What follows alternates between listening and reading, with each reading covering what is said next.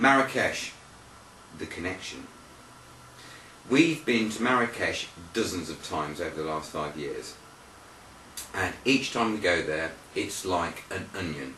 There are layers upon layers upon layers to investigate, and each time we go there we find a whole new layer we didn't know existed. It doesn't just stop at the sunshine. It's got great sun, but there are the people. It's an alien concept to us in Europe. They have a completely different culture, they have a different language, they have a different way of living. So each time we go there we see a whole new facet of the place, and it is quite riveting.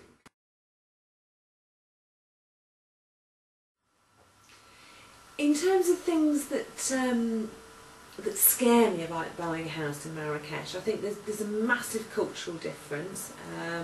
I'm not sure how well we'll fit into that culture, and we do need to if we're going to be living there at least a proportion of the time. I'm scared about the actual process of buying a house. Obviously we don't speak Arabic. We both speak basic French, but it is fairly basic, so I'm concerned about that there might be a language barrier. I believe they teach English at school, but I'm not sure how well that transposes through. Their legal system is really weird as well, and so that's something that we're going to have to get our heads around, and we're going to have to receive an enormous amount of advice while we're there.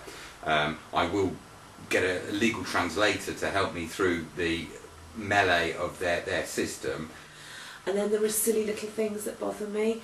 The biggest one of those is about buying the food there. When we've walked through the Marrakesh's own little markets away from the tourist areas, and you see things like the butchers, and there's a guy there playing with a sheep's stomach, wiping the flies off meat and stuff like this, it's absolutely medieval. It isn't it's not pre-packaged, it's not stuck in a sealed envelope, it's not frozen, it is there for you to go and choose your cut. But I think, not necessarily the butchers, but I think positively they have a lot of organic products there, a lot of fresh produce and things. You know, they only sell what's in season, so that's something that we haven't had in the UK for quite some time, so that's actually quite exciting. But the upshot of that is there's a whole glut of absolutely fantastic restaurants, and when you look at the restaurants in Marrakesh, what they produce from the food that's available to them is absolutely exceptional, and you get absolutely top-end French restaurants, you get a lot of European style cuisines as well as Moroccan cuisines. For its size, has more absolutely top quality restaurants to choose from than any other place we visited.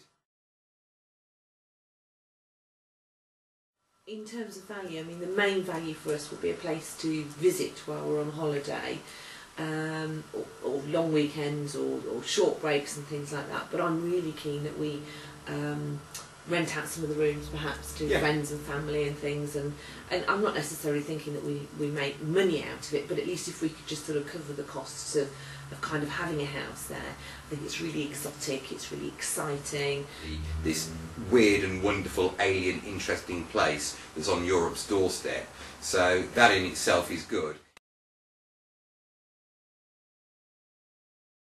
If we make money, if we do make good money from it, the other stark contrast between us in Europe and Marrakesh, Morocco, North Africa, is the poverty. And wherever we buy within the Medina walls, we are subject to stark poverty in the immediate neighbours. They're tribal people, they're Berbers from the mountains, they've come down to Marrakesh to form some sort of trade, get work, and they struggle on a day-to-day basis to put food on the plate for their children.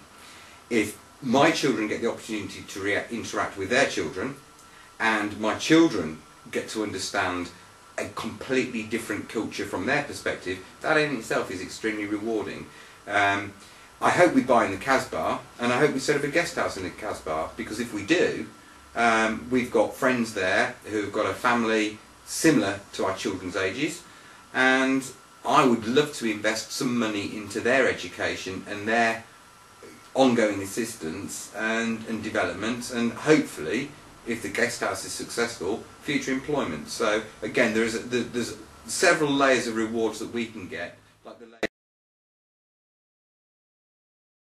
In terms of our budget, I think we're looking at spending round about 140, maybe 150,000 UK pounds, or at least I'm looking at that kind of budget anyway. I'm not necessarily sure Simon is. Up to $250,000. And this money that we've got available to us is the sum total of years and years of looking at international properties, and we're hoping this is a keeper. This is the one that we want to keep. This is the one for the top drawer. Yeah. Like the layers of onions that they've got as a culture in Marrakesh. Layers of onions? That's a culture.